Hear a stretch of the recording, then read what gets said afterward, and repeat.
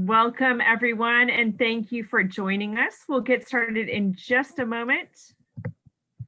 I hope everyone is staying safe and dry on this very blustery day. Hopefully, we all keep power and internet today.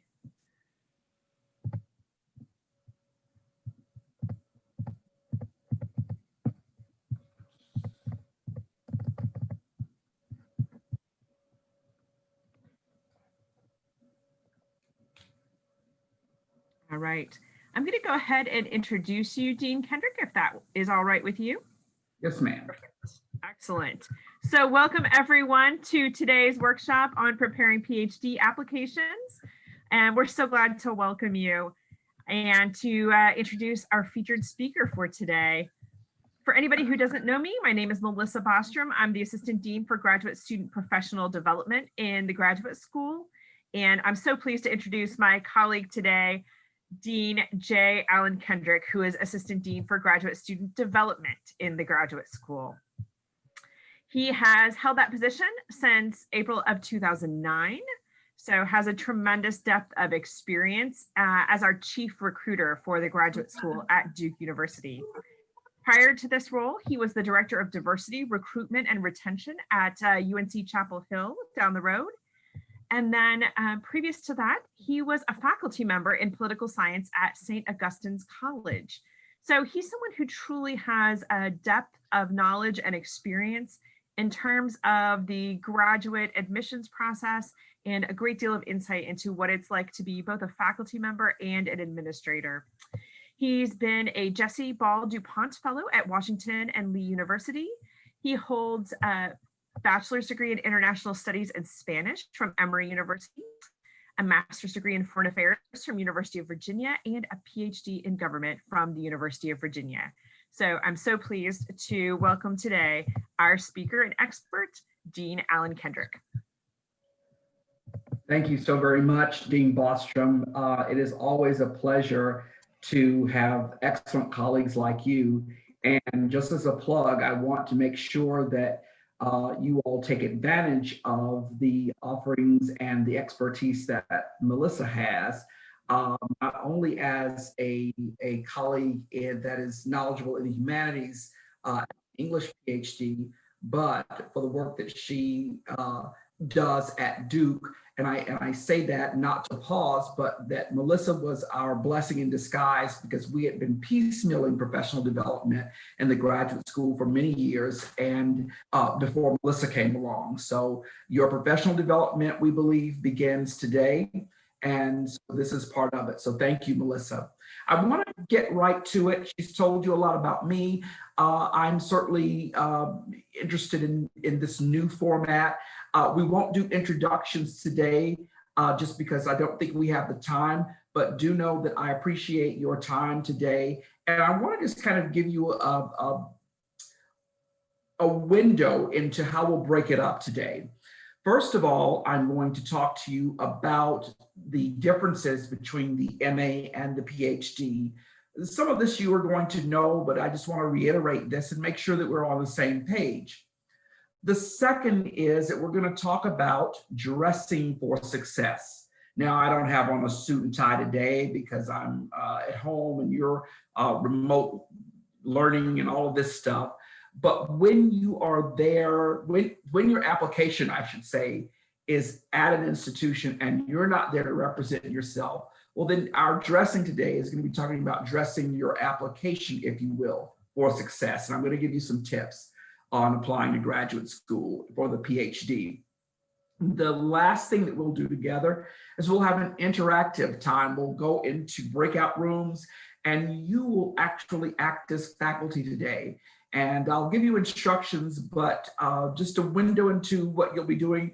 You're going to be faculty and I'm going to need a decision on 2 applicants today, and you're going to help me do that. These are actual applications that have been, where the information has been redacted, if you will. So I doubt you'll be able to know any of these candidates, but I think you will like the exercise. So let me, or I hope that you will benefit from the exercise. Whether you like it or not is going to be up to you. I think you'll like it, but that's not important for me. It's that you benefit from the exercise. It's most important. So now let me share my presentation of the day with you.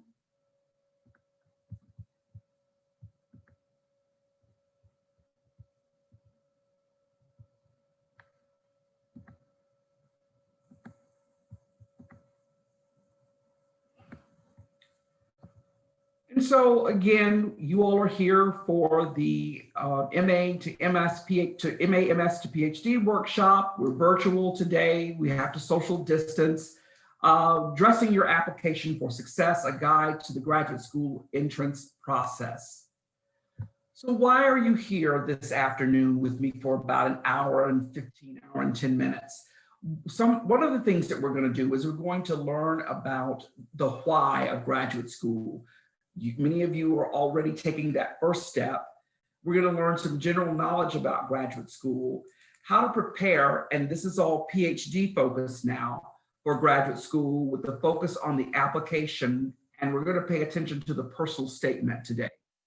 Some strategies for completing a successful application, and I also want you two words that you will hear today.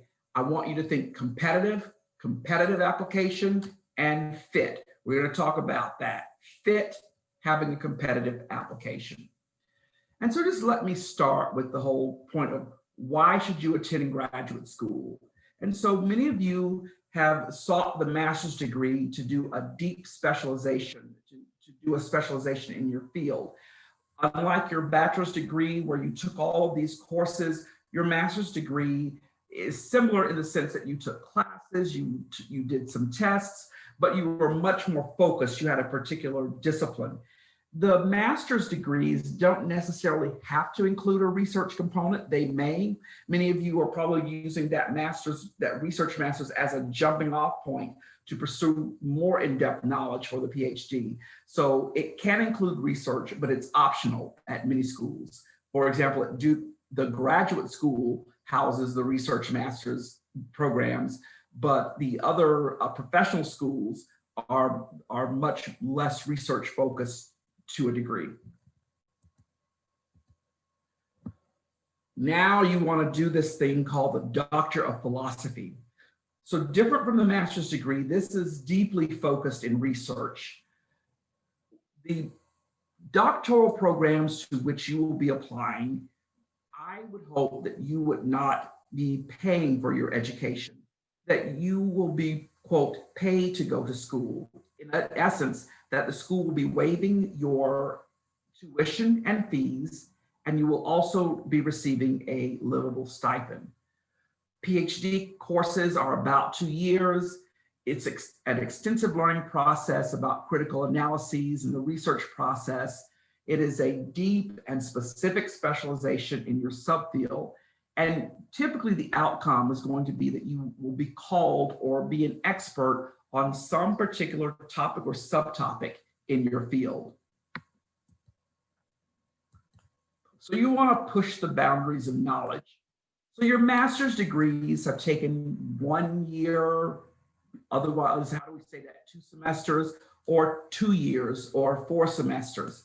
The PhD, however, is finding a problem, a research issue that you want to work on, and that dedication takes 5 or 6 years. And I talk about this in terms of Duke because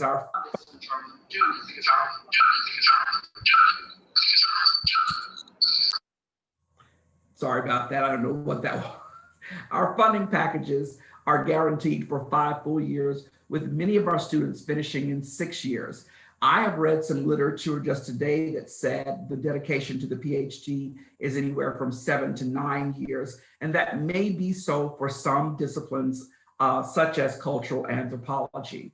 The PhD requires even more resilience and persistence.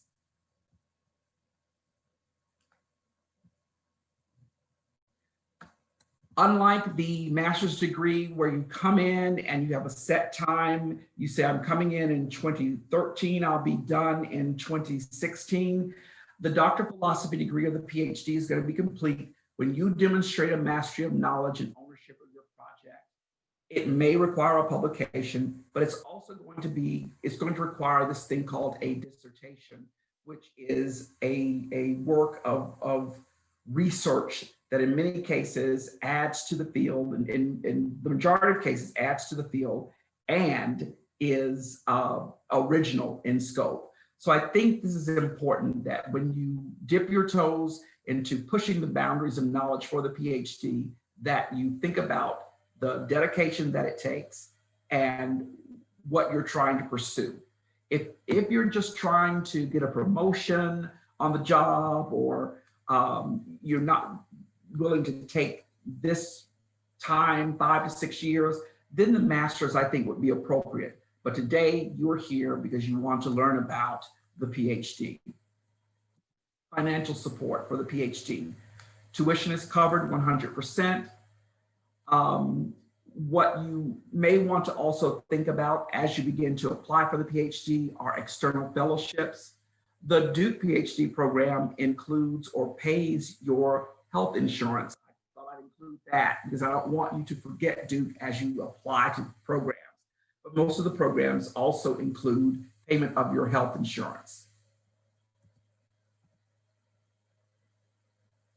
In the PhD program, I want you to think about what you're getting paid for. In order to get that free tuition and support, there are likely some opportunities that you're going to need to take part in, such as a fellowship that could be external or internal, a teaching assistantship. Departments pay for teaching responsibilities, for grading responsibilities, to assist professors and instructors.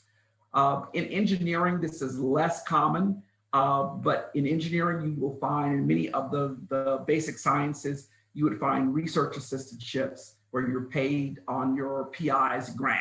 Many of you are probably coming right off of that, going to the next step. External fellowships, I'll just be brief. Why are they important? External fellowships are one of the ways that you can be competitive for applying to graduate school. Many departments look for students who are applying for external fellowships like the NSF, so on and so forth. The external fellowships often provide top-off awards, so that means more money in terms of financial aid for you. Choosing the right program, things to consider, and we'll talk about this. The word that we're going to think about today, again, fit. What is the lab environment? What's the research environment? What are the professional development opportunities? Look at Melissa Bostrom there. What are your career goals? And is the institution demonstrating a commitment to diversity, inclusion in their coursework, in their student organizations? How can you get involved? All right. So here we kind of jump from now knowing what the master's degrees, the difference between the master's degree and what you're getting yourself into for the PhD. And I want to remind you to always look at the way degrees are codified at the institutions that you will be applying. Graduate degrees at Duke are codified as research master's degrees, such as the Master of Arts, the Master of Science, the PhD. Some institutions will codify degrees as professional degrees, such as the MD, the Doctor of Medicine, the JD, the Doctor of Law, so on and so forth. So always make sure that you understand and know where your particular application or degree is classified and codified. Typically for the Doctor of Philosophy degree, the highest academic degree offered, that is typically going to be within a graduate school like it is at Duke and within a specific discipline or department. All right. So let's talk about what is evaluated during the process. And here are my list of things that we will talk about today. And the issue for me is that I want you to be as competitive in each of these categories as you can. So number one, all of you have some sort of undergraduate grades, a GPA or academic record. So those courses that you took to earn your bachelor's degree, Bachelor of Arts, Bachelor of Science, that's still going to be important, and you still must present that. Now you have this added degree, many of you, a master's degree. So as you indicate that you're pursuing a master's degree, the institutions are going to want to see that academic record. So you present the academic record for undergraduate courses that you've taken and the record for any advanced degrees, such as the master's degree that you've undertaken. Graduate record examination scores. So I've done a lot of research into this because now during the pandemic and because it's been a little bit difficult for students to take the test per ETS, a lot of institutions are doing what they call GRE optional.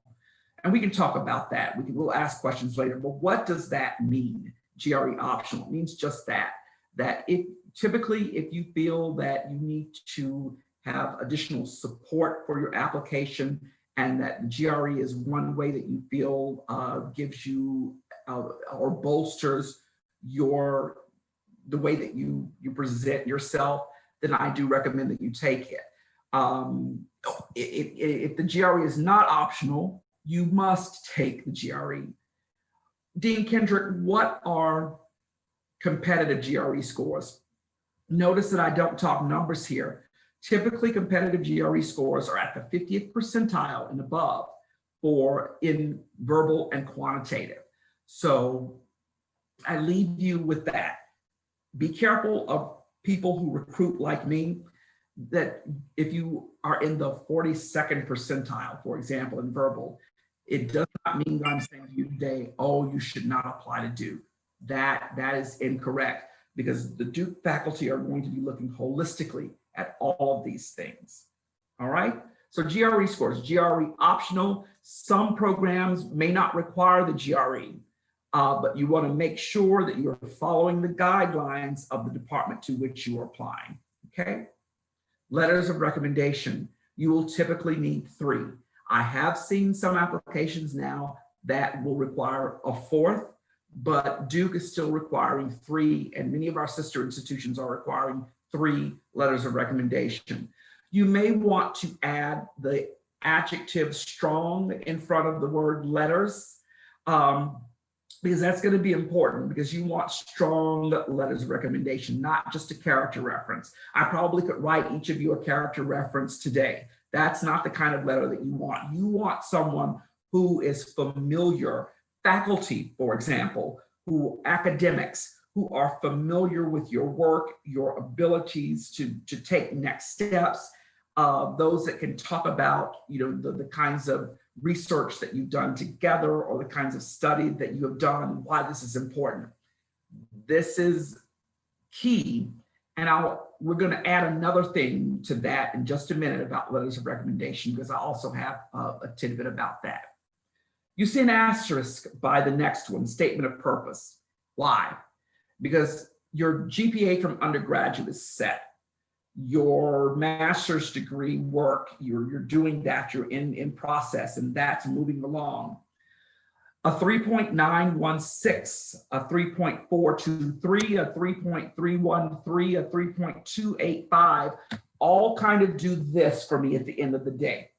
Because you bring to the table, yes, a certain basic level of 3.0 or higher to be competitive, or to say, here's the intro to getting into graduate school. The higher the GPA, certainly the better. However, it is not always the 4.0 or the 3.9 that gets the admission, and we'll talk about that as well. But it is in the statement of purpose where my colleagues and I perceive that you can discuss your fit, that word again, and your skills, and why it is that you are applying for a particular institution and program. The statement of purpose is a difficult task because you are asked to talk about these things in a matter of 2 pages, double-spaced typed. You've got to get in, you've got to get out, you've got to be succinct, and you've got to make the point. All right? We'll talk more about the statement of purpose. The resume, your skills, your patterns of academic study, your experiences. Think about your resume. This is the time to pull out your resume, to share it with your peers and your faculty, to make the updates, to make sure that everything that you've done thus far is up to date, is written in a manner that's active and not passive, those types of things. You want to make sure, because they're going to want to see these things. For those of you who are in the basic sciences and the physical sciences and engineering, many of the departments are going to look for summer research experiences or research experiences, because they want to make sure that you understand what it is to do science or STEM at the bench. So I will tell you that your competition, if you're applying for the biomedical engineering PhD or the PhD in immunology, many of the students who are going to be competing with you have completed, if not 1 or 2 summer research experiences, have done consistent research over time. So you want to make sure that you have this information, that you, if you have the time or the opportunity, that you're taking advantage of research experiences. Okay. Additional advice: encourage you to seek recommendations from faculty. Okay. It's a peer-to-peer evaluation. Faculty are not necessarily concerned about how do I say it? They're not necessarily concerned about while you were in school or while you were doing your degree in undergrad and you worked at the local grocery. While that manager may have nice things to say about you, it is now the faculty with whom you're working that are going to move you to the next step, that are most important in terms of your recommendation. I want you to share your resume, as I just said, your aspirations, and your personal statement with faculty. I think it's important that when you ask faculty, will you write a strong letter of recommendation for me, that you share your personal statement while you're going to graduate school. You're not going to do like I did.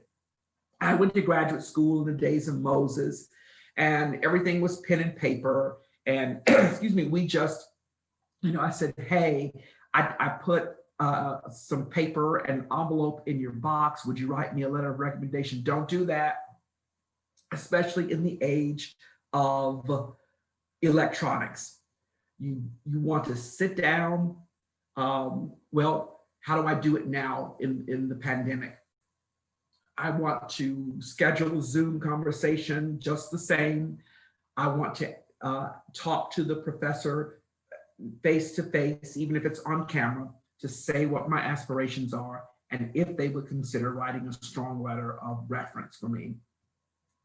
I want to recommend that you waive your right to review the letter of recommendation. You will be prompted, I waive my right to review the letter of recommendation, or I do not waive my right to review the letter of recommendation. Why is it that you waive your right? And I have I think it's on my next slide. Yes. You want to choose, I waive my right to review this letter of recommendation. That's what you want to select electronically. Why? Because the reviewers will understand that the recommender has been completely honest. In many cases, you may have an advisor who says, well, help me, give me some information. Let's co-write this together. That's all fine. That doesn't stop this process.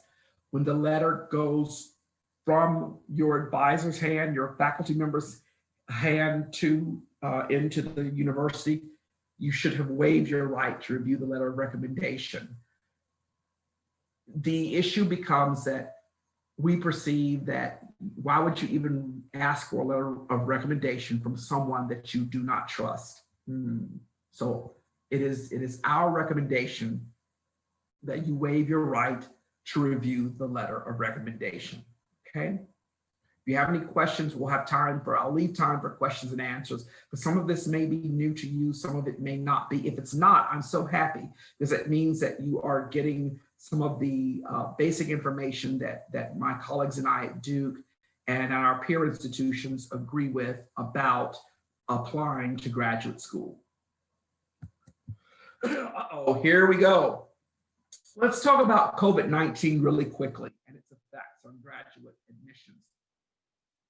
I do want you to think about or to ask for application fee waivers.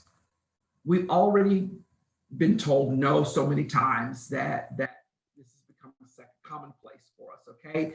You don't need to be nasty, just ask if there are application fee waivers. I will let you know that there are application fee waivers for Duke. This year, because of the pandemic, they are limited. So it is important that you ask for the waivers early. And like I said, this year you may get more no's just because of the limitations and budget cuts. But still don't be afraid to ask. But the pandemic has affected some of the benefits, I will say, that we can give to applicants. Think about the courses at the location where you're trying to pursue a degree. Now is the time to ask, due to the pandemic, are the courses in person? Are they online? Are they hybrid, in person a little bit of the time and online part of the time? What is the lab situation? How is that worked out? I think these are important things to do. One of the other things, campus visits. The likelihood that you will be invited to a campus, I hope you get that far in the process. It is my vision for you that where you get in will be inviting you. But this year, it more than likely will be virtual. In fact, my colleagues and I, Dean Bostrom, and my colleagues are looking at virtual recruitment options for this spring. So you might want to ask about, if campus visits likely will not be feasible, but are there other ways that you can tour and talk to faculty if you are asked for an interview? You also want to ask how the campus is building community. And this is just my offer to you to say, as the faculty are interviewing you, as these institutions are looking at you, you want to be reflexive. You want the process, that is, to be reflexive. You want to be looking at them. What kinds of things are they doing? How is the campus building community? What are their supports in place for students and for the campus, so on and so forth. I think that's very important during the time of COVID, especially since I believe that the spring semester will be much like what we have now, possibly with some movement during the fall towards some sense of normalcy in fall 2021, but that's still up in the air. So let's talk about the personal statement today. So some goals of the personal statement. Why are you interested in a particular field in graduate study? I would hope by the time you write your personal statement, which is going to be tailored for each institution to which you are applying, that you would know the particular area that you want to study. And be careful, because many institutions offer similar things. For example, Duke does not have a virology PhD. But if you were interested in virology, it does not mean you should not apply to Duke. You likely would apply through molecular cancer biology. Interestingly enough, I didn't know that. I learned that the other day. Or you might come through immunology, the immunology PhD program. Duke also, interestingly, has an English PhD, and it also has a literature PhD. So you want to have researched and read. Now, I can't do this part for you. So this is where I want you to do your best homework, because it's going to be important that you look at each institution and that you focus that statement on the area that you're applying. Share your motivation, your research goals. And I do think it's important to talk about with those research goals, your career goals. I do want you to focus on getting in on the research. There will be someone like Melissa Bostrom, like Dean Bostrom, who will then be able to guide you toward career goals and getting the skills that you need for different types of skills and jobs. But and I would say employment, because she doesn't, it's longer term, essentially. But you want to share your research and research goals and motivation for applying. Why have you chosen to apply to Duke University? Why have you chosen to apply to the University of Michigan? If you can just simply take out the name of an institution and insert another, there's something wrong with your personal statement, okay? I want you to go back and revise and rewrite, because I don't think that that is tailored enough to a particular department. You want to articulate your skills and abilities into the context of the program that you are applying. And I understand that Duke and UNC, they're great schools, and we don't cooperate on the basketball court. Everybody knows that. But you have to understand that essentially what are the nuances between what folks are offering, okay? What is your personal history or academic background? When did you become interested in this field? What details about your life might help the committee to better understand you? And here we don't want to dwell necessarily on the nitty-gritty of the details, but it is about, if there have been any challenges, how did you overcome those challenges, and how does that lead you toward the whole notion of why I'm pursuing a degree in history at Duke University, studying pre-Civil War history, for example. I'm just throwing out things here, but I think you get the gist. So questions continued. What skills do you possess? Are there any internships or summer research that is important for you to discuss in terms of what you're planning to do in graduate school? What are some of the most compelling reasons that you can get a committee to say, I think that this particular person or individual, we could train here?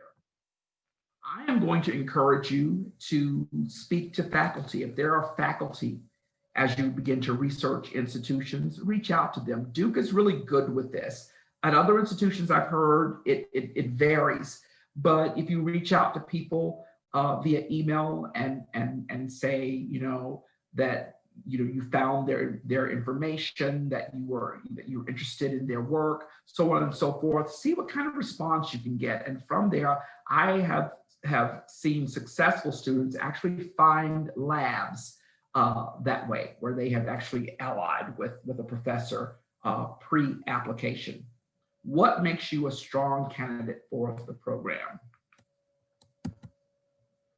You all don't have this. I'm going to skip over this. This is where I always put in just in case. You can read it here, gaps or discrepancies in your academic record. That's why you present the transcript. They'll see it. Sometimes I tell people, always accentuate the positive, don't dwell on the negative. So let me leave that advice with you, okay? Some personal statement do's. So state your particular interest in a field. It should be clear that when I read the personal statement that I know where you're applying and to what degree program you're applying. Share your motivation and goals. Research the program or faculty. That's key. In fact, I should put 3 stars there on the PowerPoint because that's important. Give yourself time to revise. Proofread carefully and be concise in your writing. Leave extraneous stuff out. If you're like me, to begin writing, I have to just start and put things on the page. Then I have to go back and say, okay, now what's relevant here? This background stuff, if I don't need it, it's not necessary, okay? Personal statement don'ts. Avoid form letters, statements or judgmental statements. I don't think you need to be political during this time at all. That's not the place for this academic endeavor. Applying to graduate school is certainly an academic endeavor. Do not, like I say, do not purposely or needlessly mention controversial subjects like religion or politics. If you're applying to a program, a PhD program in religious studies like we have at Duke, that is again very different because you're going to be discussing a particular focus of religious studies that you'd like to pursue. I apologize about that. I see the words kind of got mixed up there. That may be just a point of the PowerPoint in this format. But refrain from the use of references or accomplishments in high school or earlier.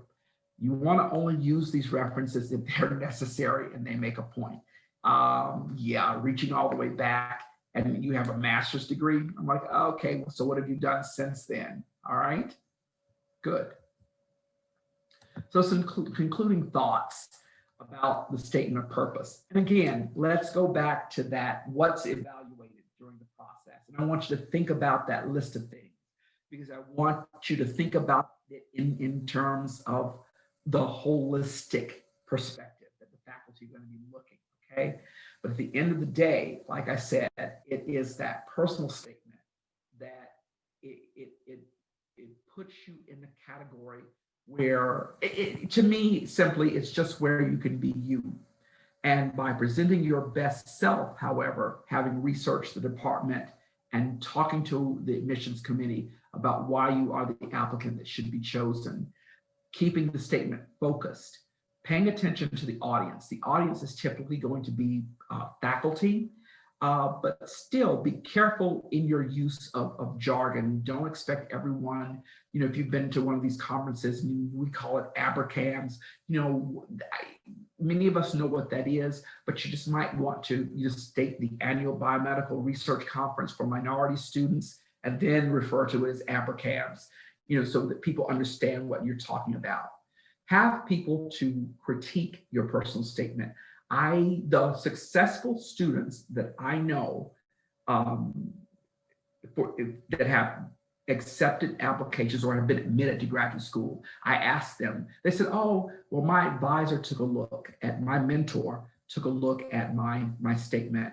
I had a couple of people to look at my statement. I had an old faculty member from my old undergrad that looked at it as well. However you do it, the point is to have people to critique it who are knowledgeable, to give yourself time to revise.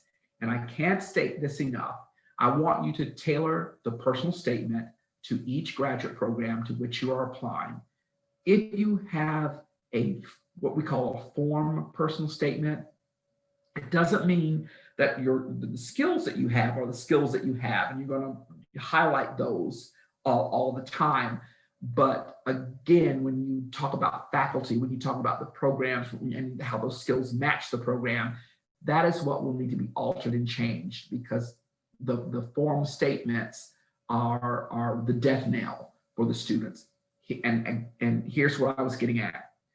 If you present a 4.0 perfect grade point average, and you have strong letters of recommendation, but a personal statement that is off or is not convincing or doesn't show your skills, then that is another reason that faculty will say, well, I've got 200 of these to look at. The student, while it's not necessarily that they're bad, but they are not a fit for this program, so I'm going to move on to the next candidate. I don't want that to happen to you. I want you to have researched the program enough so that that when your application is under scrutiny and you are not there to defend what you've written, that what you have shared for the committee and with the committee will get you that second look so that your application is competitive for graduate school. I am looking at the time. We're actually doing pretty good on time. So I'm going to see if there are a few questions. And before we break for the breakout rooms for the exercise, I'll stop for questions, and then I'll give, in maybe about 3 minutes, I'll give you your charge for the exercise that you're going to do, and we'll come back together in about 10 minutes. But any quick questions about the quick and dirty of dressing your application for success? You all are going from the master's degree to the PhD. The differences, I think, are apparent to you. But what is it that you should be doing moving forward in order to that you probably didn't think about when you were applying for your master's degree, or maybe you did have a good plan and that involved many of these qualities here that you should continue. Questions? Yeah, I have a question about research topics that we should write about in our SOP. And I think, so I'm kind of wondering how deep should we describe about my interesting topics that I'm going to apply, because if we are too much detail, then the committee would not think that this is like, this guy is not flexible or something. And if it is too broad, then they may think like, oh, this guy's not much, doesn't know much about this content or something. So I'm just curious about that. Thank you for that question. Give me the name again. Sang-Seok, and you can call me Joseph too. Joseph, that's fine. But Sang-Seok, I appreciate the question. So Sang-Seok asks for the statement of purpose. When he talks about his research, the balance is going to be, well, I want to be flexible, and you're right. You do want to appear to be trainable. Well, not appear. You do want to be trainable to a faculty. So I think it is important if you have focus, Joseph, on a particular area, to talk about succinctly what you have, but what the focus was, and how that might, by having investigated the department, how that ties into the work that particular lab is doing, or that particular faculty member whose lab you want to join. You have to you have to do the homework there, because again, it's not just, it is what it is, essentially, that you maybe research narrowly, but now you want to take that and say, here's how I think this fits with the work that you're doing, and why, my specific training, because it may be that this particular faculty member wants the specific skill that you have, or the expertise that you bring to the lab to do this other work. Is that helpful? Yeah, thank you. I think we have time for one other question. Yeah, I have a question.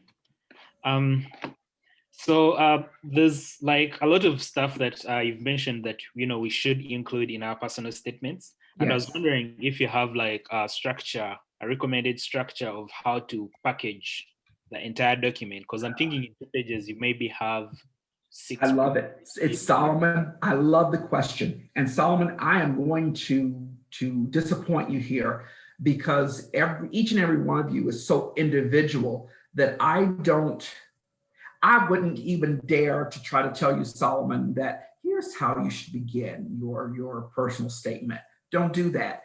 There are going to be some misguides, if I may say, on the internet, where you can go look up, like, what is the wonderful personal statement? Be careful of that, because that, again, teaches you kind of what I'm trying to get you out of is a form, some sort of regimented document that says if you the things that I ask you to do is to share your motivation and goals, that it should be obvious at before I read too far into your statement to what degree program you're interested, and your skills and motivations. I wouldn't dare tell you to begin a personal statement that I am interested in the PhD in computational biology and bioinformatics at Duke, because no, because everybody's not. This is an essay where I need for you to take all of these elements and be creative. So I'm disappointing you, Solomon, to say I don't want to give you any basic format because I don't want your essay to look like anybody else's, because Eugenia, I'm picking on you because I can see you. Eugenia's essay is going to be different because she's not going to see yours. She does something different. Solomon's essay is going to be different because they, unless you all have gone to this site and they say, you know, you should start with this and then at the end give that. No, they're elements. So I want you to focus, Solomon, if you will, on the elements of what a good personal statement contains. And let's kind of talk about those again. It's why you're applying, what program you're applying to, why the institution, what skills you bring next, pretty much, you know, what skills you bring, what is it about the institution that will support your efforts to move to your next steps, what kinds of skills, research, summer opportunities, internships are relevant for this particular department or program. Maybe the mention of faculty that you truly reached out to who are accepting students and you see yourself being trained by. It could be one or two. Sometimes when you reach out to faculty, they'll say, oh, that's great, I'm on sabbatical next year. Well, that helps you to know that that lab will not be taking students. So you don't want to write a personal statement including that particular faculty member because they've told you essentially that they're not taking students. So that's also a reason that departments will say, oh, they want to work with Professor X. Professor X is on sabbatical for the next 2 years. So we don't, you know, maybe he'll apply again in 2 years, that type of thing. So Solomon, I think I will stop there. Again, a little bit disappointing information when I say, you know, there is no form, but there's some elements that I think that need to be included, but I want you to start your essay as crisp and as clear as you started. Can I ask one more question? Do we have? Sure. It's Aline. Alini. Aline, yes, thank you, yes.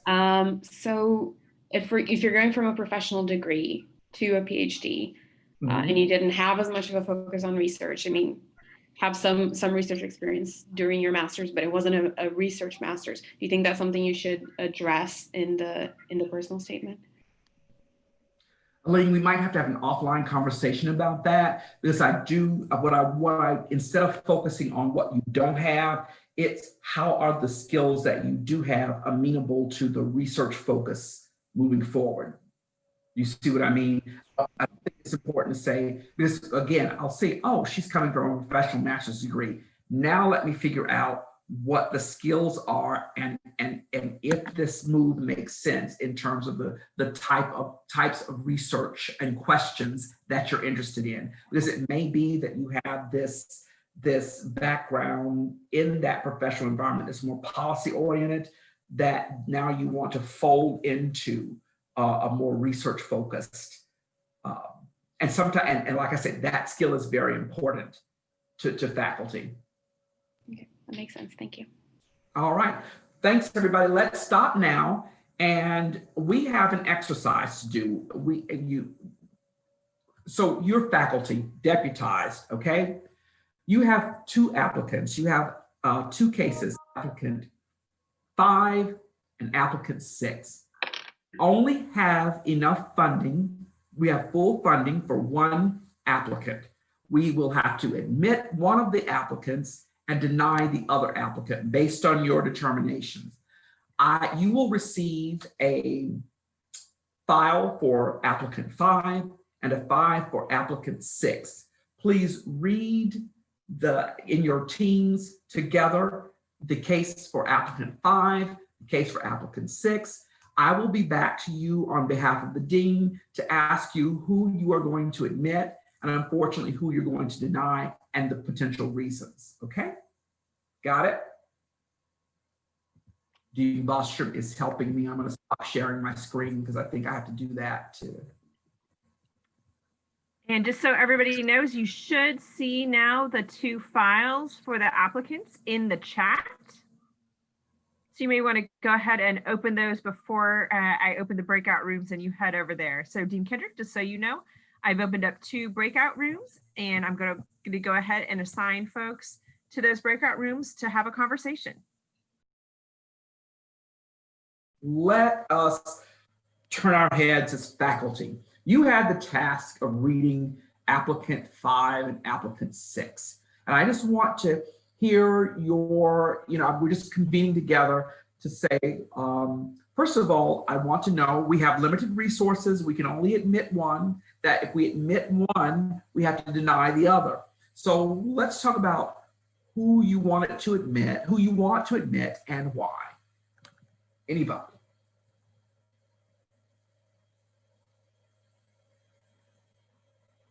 I think I will start.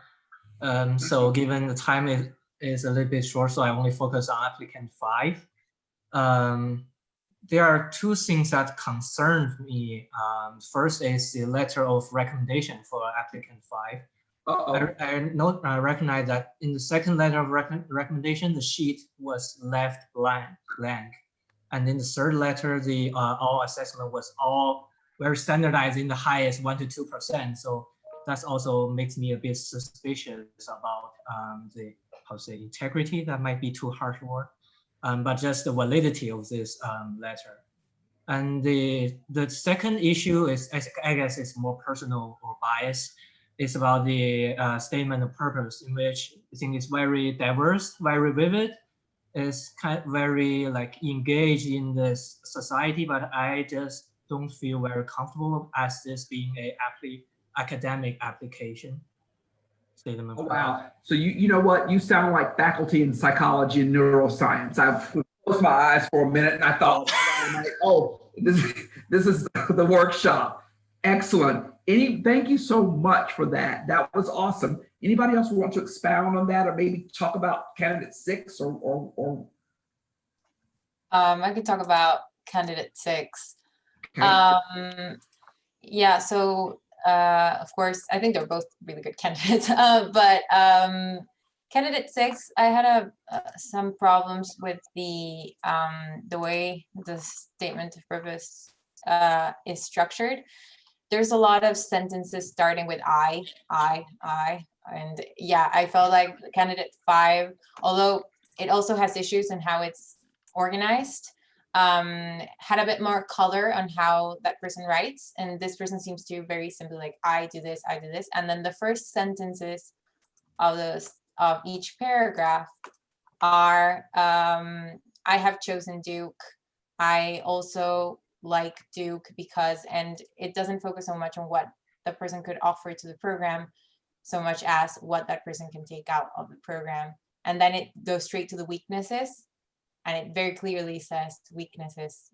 So yeah, I feel that's not very good. Excellent. Anybody else? This is all good. Both of you. This is excellent. Anybody else with any different observances? Because sometimes I don't remember who had the higher, which candidate had the higher GPA? Candidate 6.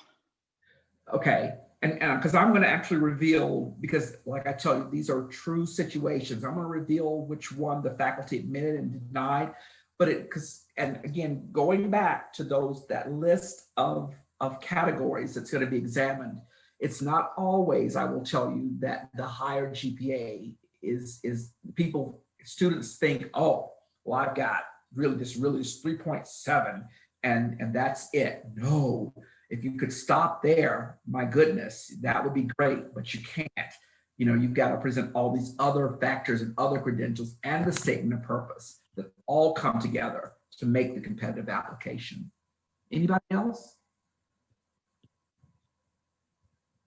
Yeah, I think also one thing that I noticed that hasn't been mentioned is I think candidate 6 has a better employment record, more relevant because he was an intern therapist and a teaching assistant, which I thought would be more relevant to the course, whereas compared to what candidate 5 has.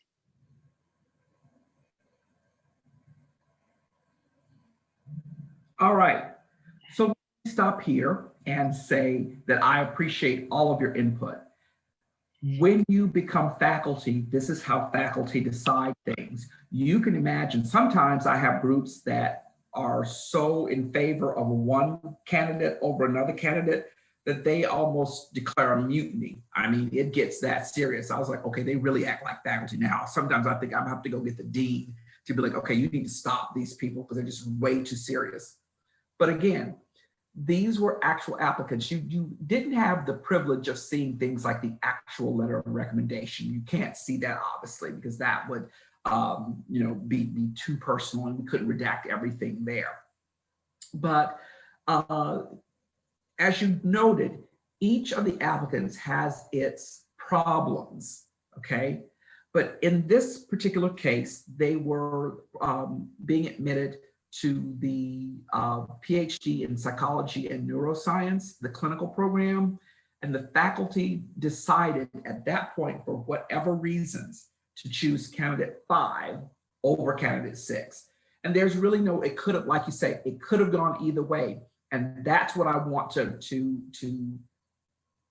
convey to you today. Solomon asked me, he said, look, what's the format?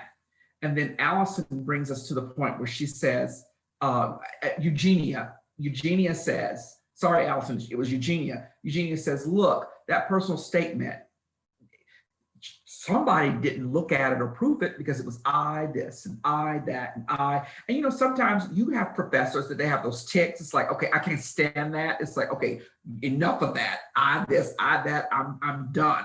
Okay. So you want to have read your personal statement well enough to revise that, so that potentially had 6 maybe not done that, Eugenia, they may have been, it may have gone the other way.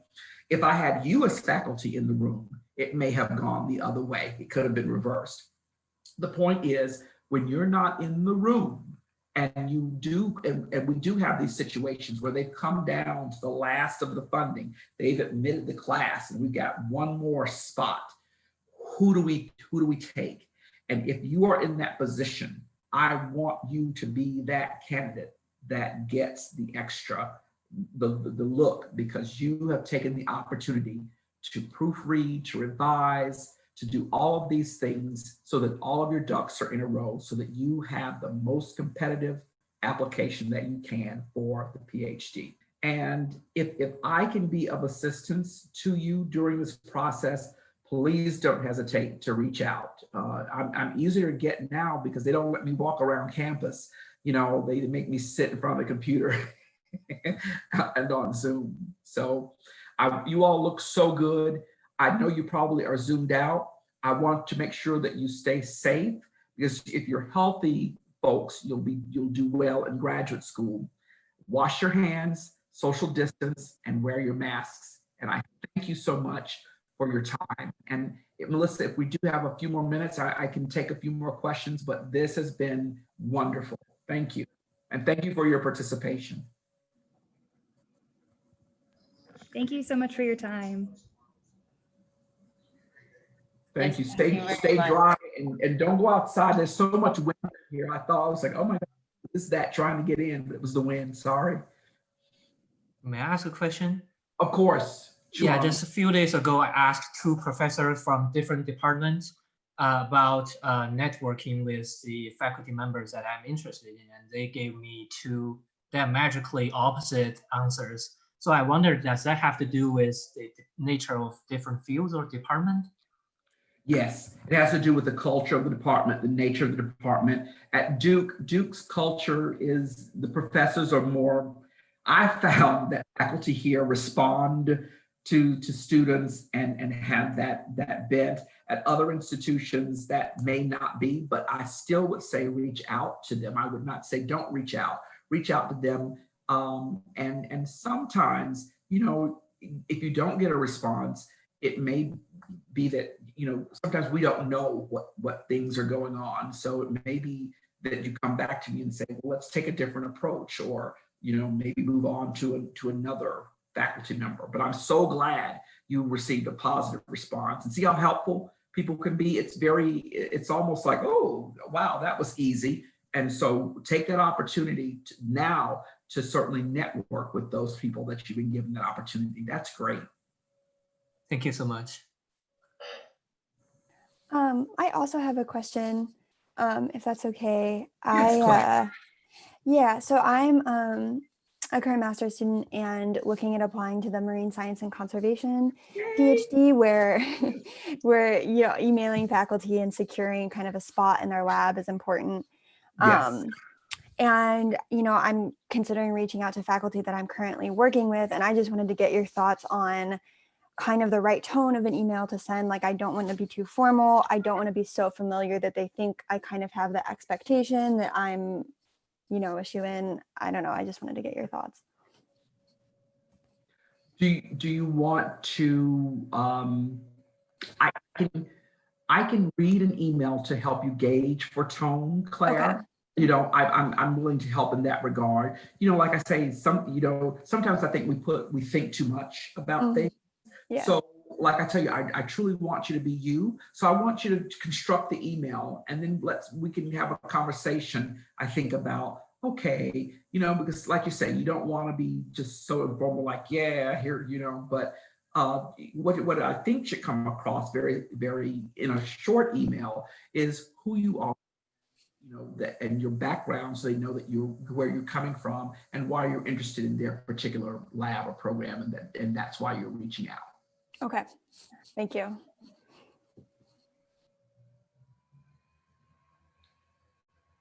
Dean Bostrom, I'm going to turn the floor back over to you, ma'am, if that's okay. Of course. Thank you so much, Dean Kendrick, for sharing your expertise with us today. I want to let everybody know that there's an opportunity to provide feedback on today's workshop sitting in your inbox. And we'd love to have your feedback, and I will share it with Dean Kendrick, whatever feedback that you give to us. Thanks again for joining us today, everybody. Do stay safe. It is a blustery day out there today. And so I guess for once, a good day to sit in front of your computer indoors.